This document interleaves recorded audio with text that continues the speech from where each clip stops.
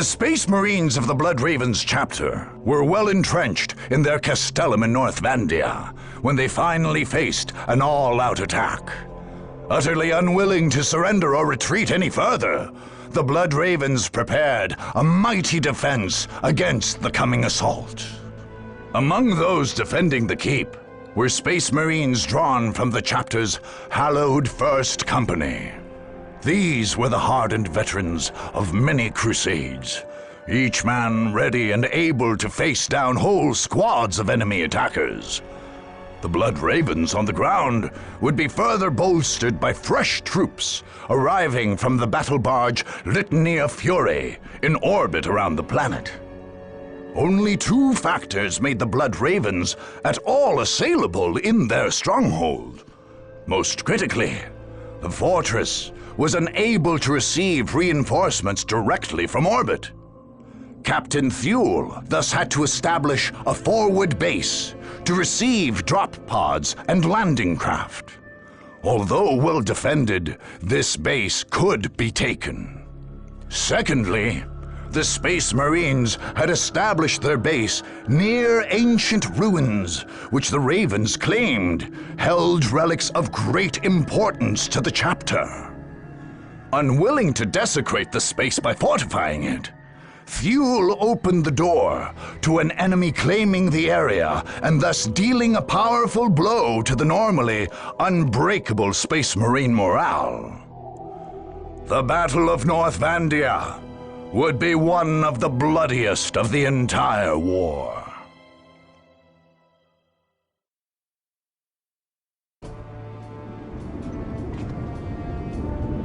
The enemy is at our doorstep and thinks he can push us off this world. He is already gloating. He can taste his victory. But what he fails to see is that we will make this his last meal. The Chief Librarian has ordered the purge of this world to protect our chapter's secrets. Are we to retreat with our duty unfulfilled? Are we to let a black mark stain the banner of the Blood Ravens? I say that we will not. I say our enemies will regret the day they ever decided to face us in battle. Our battle barge orbits overhead and will rain the Emperor's holy fury upon our opponents. More of our brothers will come to join the fight. But as ever, our enemy outnumbers us. Each of you must be an army in your own right. Veterans of the First Company, the finest of the entire chapter, stand with us. Let their valor guide your fire into the enemy's heart. Remember that we are Blood Ravens, brothers. We have all sworn to protect fonts of hidden knowledge. Each one of us must fall before handing this word to the enemy. The Emperor is with us. The unknown Primarch is with us. They have come for our blood, but they will drown in their own.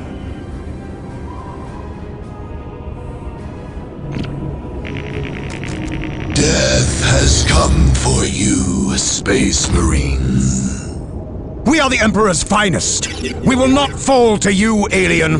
Your end is inevitable. Submit and spare yourselves the pain of living.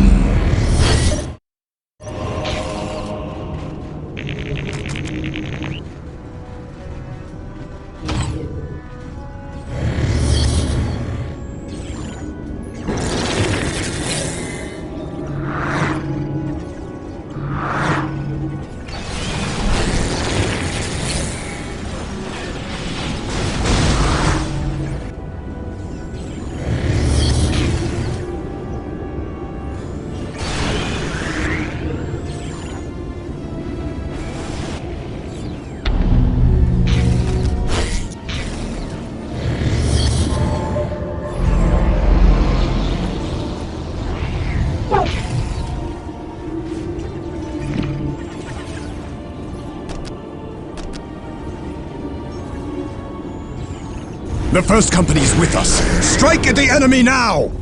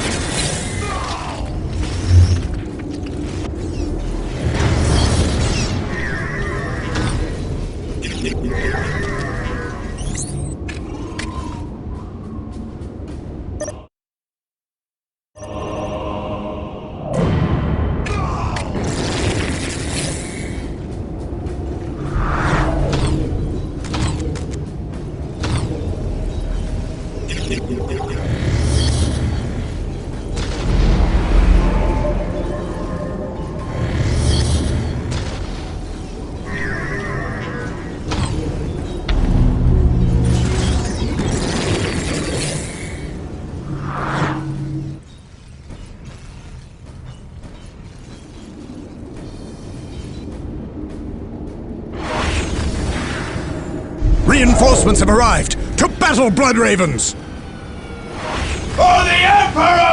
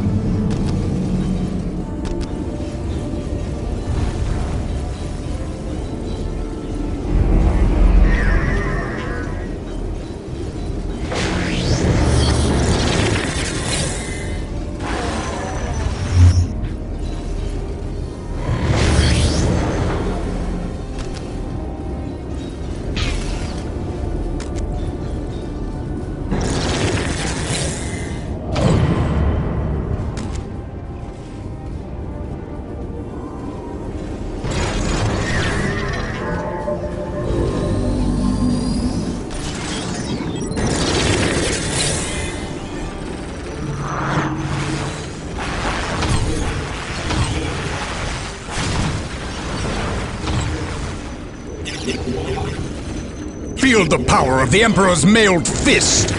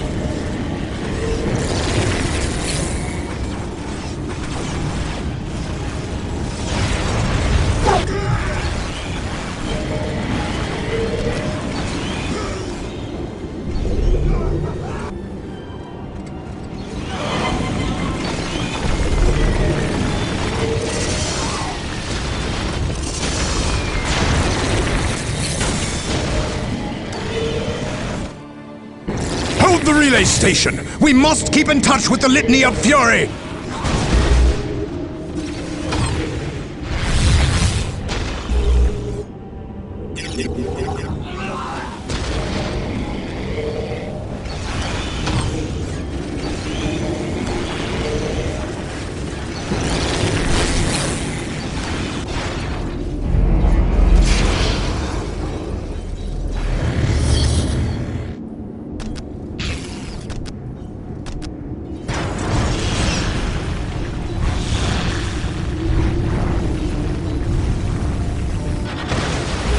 The enemy is trying to cut off our reinforcements! Drive them back!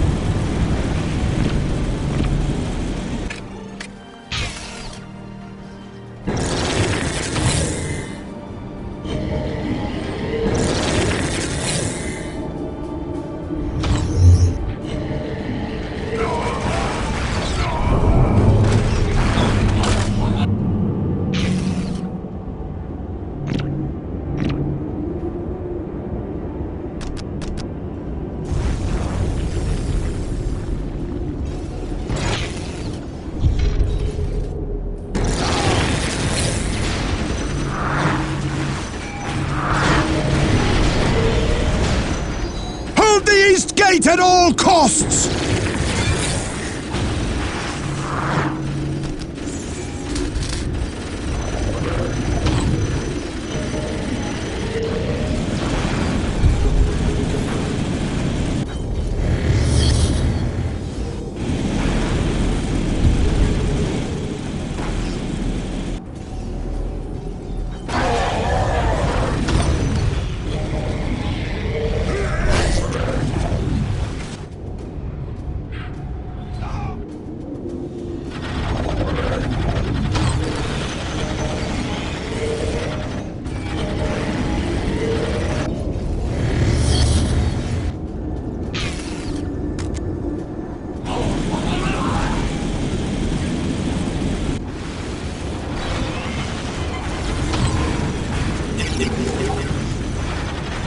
Prepare yourself. Your reckoning is at hand.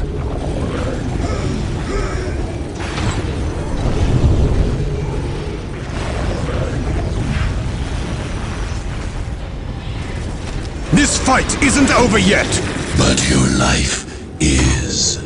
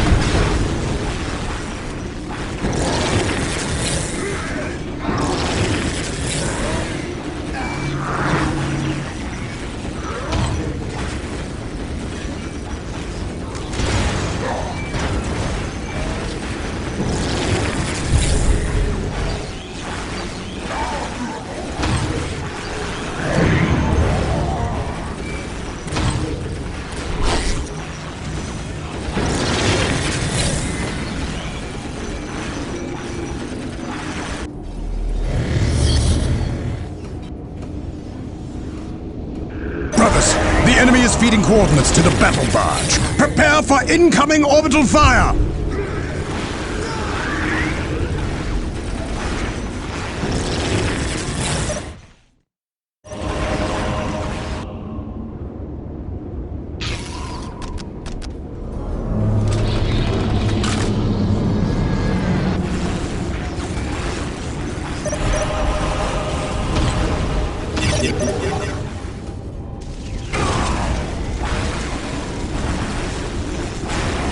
No!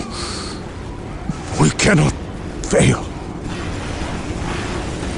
The gene seed must be preserved. Get Captain Fuel to the Thunderhawk. Understood. Join them, Brother Apothecary. We will cover your escape.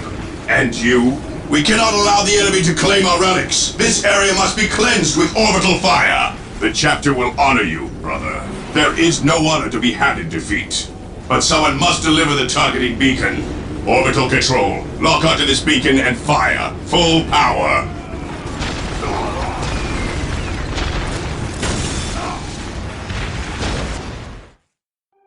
Even the elite of the Blood Ravens could not hold back the murderous advance of the Necrons. The Necrons answered the Space Marines' shouted benedictions with stoic silence and murderous blasts from their Gauss flares. The aliens were uninterested in any arcane secrets that might have been hidden in North Vandea, utterly ignoring the scorched ruins of the Blood Ravens' chapel there. Their gruesome warriors flensed the flesh from every Space Marine left on the planet, but left their holy battle armors and other relics to corrode in the harsh weather. Tragically, among the flesh reduced to particulate ash was the gene seed of those Space Marines, dealing a near-fatal blow to the chapter. By taking North Vandea, the Necrons defeated the Blood Ravens on Cronus. But by purging the genetic heritage of all those fallen battle brothers, they may well have destroyed the whole chapter.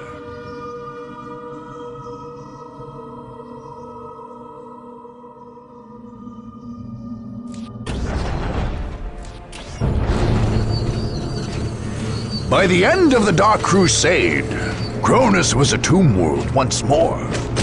Just as the marching Necron armies cut down all their opponents, so did other fiendish devices work on the planet's very ecosystem. Scarab swarms scoured the lush jungles of the south and the fertile plains of the north, while pulses of loathsome energy killed even microscopic bacteria. The seas died and the air itself became rarefied and poisoned. Soon, sterile sand and dust swept across the Cronusian landscape, broken only by black monuments to the Nightbringer. Cronus became the black heart of the Necron Purge in the eastern edge of the galaxy. Warriors emerging from the monoliths of Cronus would bring death to worlds across the Tau Empire, the domains of Ultramar, and many more sectors. Imperial strike fleets, Tau battle formations, and Eldar raiding teams would all try to retake Cronus, only to fall before the huge crypt vessels protecting the Tomb World from orbit. Each heroic effort only added more deaths to the Nightbringer's tally.